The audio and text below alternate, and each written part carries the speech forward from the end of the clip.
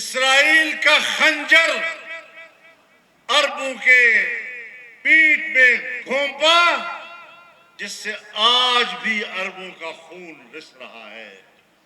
عرب حکمرانوں، ہوش میں آؤ۔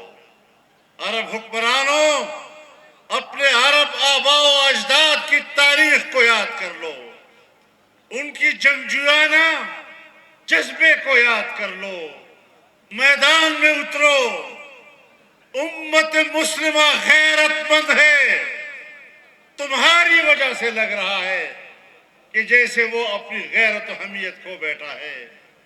پاکستان نے ہندوستان کو جواب دیا، ریاستی قوت کے ساتھ جواب دیا، دنیا کو بتا دیا کہ ایک اسلامی ملک اگر ہندوستان کی طاقت کے غرور کو خاک میں ملا سکتا ہے، اگر اس کی ڈیفنس سسٹم کو تباہ کر سکتا ہے، تو آج بھی امت مسلمہ کے حکمران اسرائیل کی قوت کو تباہ کر سکتے ہیں۔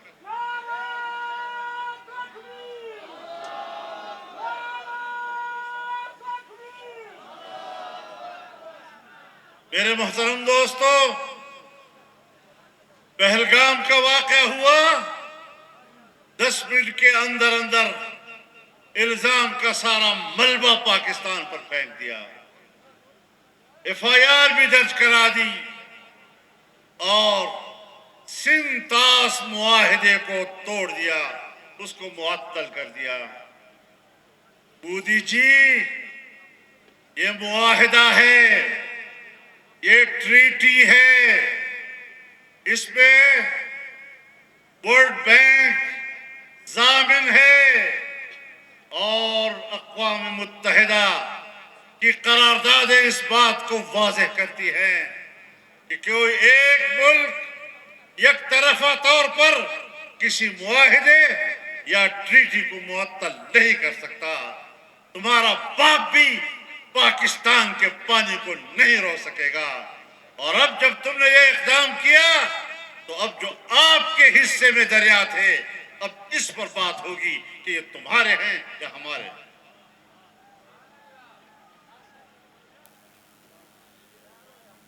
میرے محترم دوستو،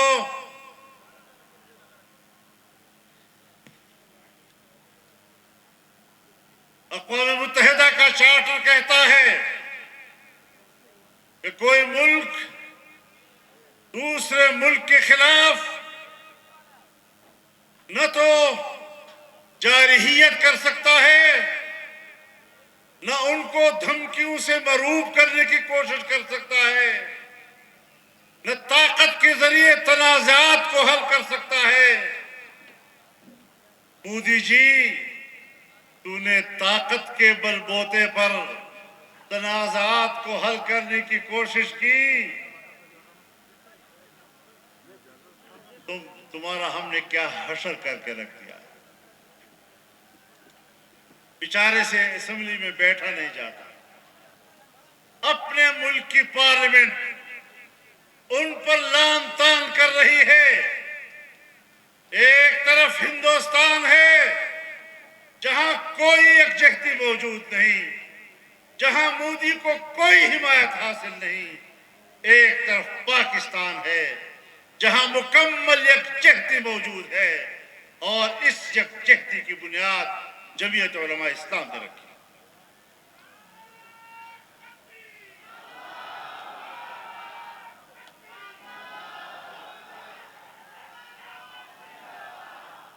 اسرائیل نے اہل غزہ کے عام شہریوں کو بمباری کا نشانہ بنایا، بچوں کو نشانہ بنایا، خواتین کو نشانہ بنایا، بوڑھوں کو نشانہ بنایا، اور ہندوستان نے بھی ہمارے مساجد و مدارس کو نشانہ بنایا۔ میں حکمرانوں سے کہنا چاہتا ہوں کہ کوئی ایسا کام نہ کریں جو قومی یکجہتی کو نقصان پہنچائے۔ تم نے دریائے سندھ پر نہریں نکالنے کی بات کی، نے سندھ میں تشویش پیدا کر دی. تم لوگ مائنز اینڈ منرل بل لا رہے ہو بلوچستان میں بھی اور خیبر پختونخوا میں بھی. اس سے دو صوبوں کے حقوق کا مسئلہ پیدا ہوگا. تم نے دینی مدارس، دینی تنظیمیں اور جماعتیں جو وطن عزیز کی دفاع میں آپ سے ایک قدم آگے صف اول میں جنگ لڑ رہی ہیں، آپ نے دینی مدارس کے اوپر ایک تلوار لٹکائی ہوئی ہے. جو قانون تم نے اسمبلی میں پاس کیا تھا اس پر عمل درآمد نہیں ہو رہا. آپ کو ان تمام چیزوں سے واپس آنا ہوگا.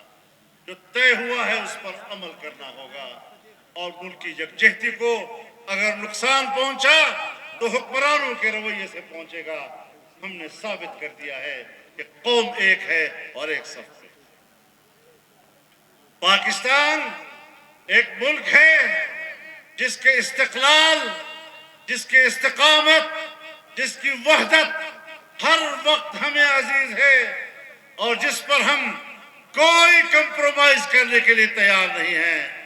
لیکن جہاں تک حقوق کا تعلق ہے، بلوچستان کے حقوق، بلوچستان کے حقوق کے مالک، بلوچستان کے وسائل کے مالک بلوچستان کے عوام ہیں.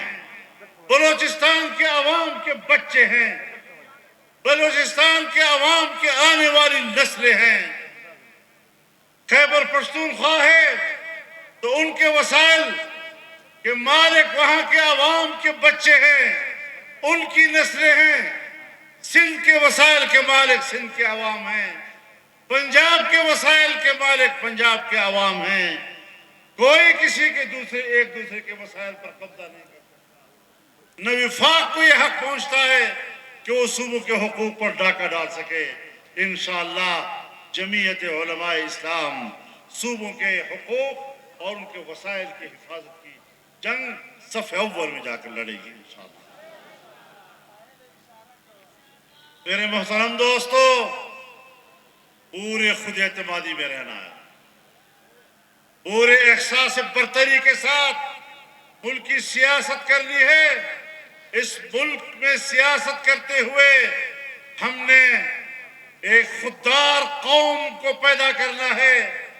ان کی خودداری کو، ان کے شعور کو بیدار کرنا ہے اور ایک زندہ قوم کی طرح ہم نے دنیا میں جینا ہے.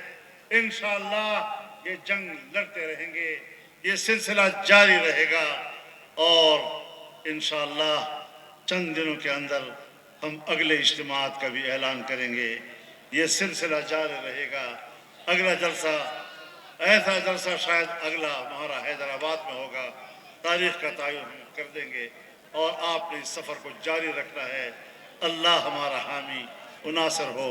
وآخر دعوانا امام الانقلاب بلوچستان کی آواز، خیبر پنجاب اور سندھ کی جان، قائد جمعیت حضرت مولانا فضل الرحمان صاحب.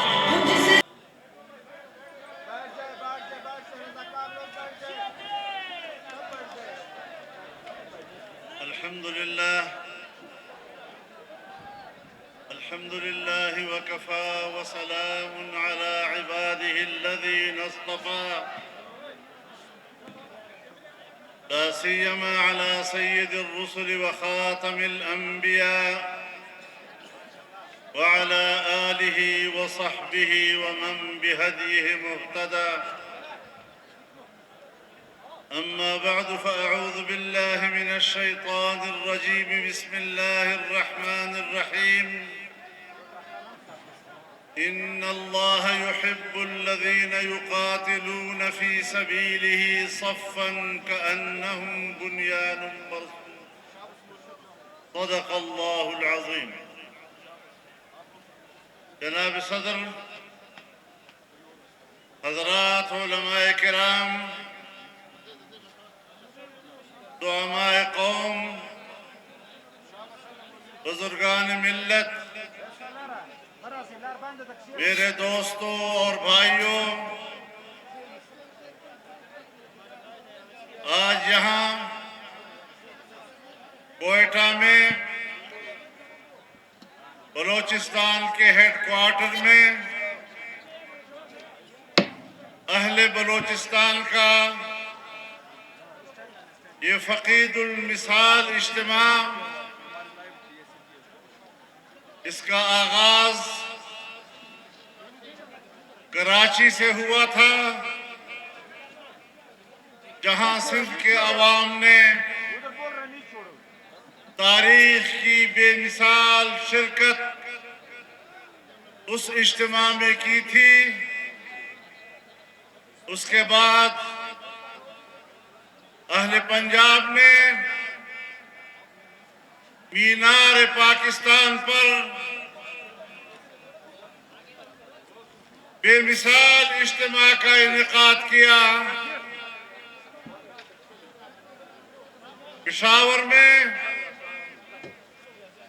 تاریخ کا سب سے بڑا اجتماع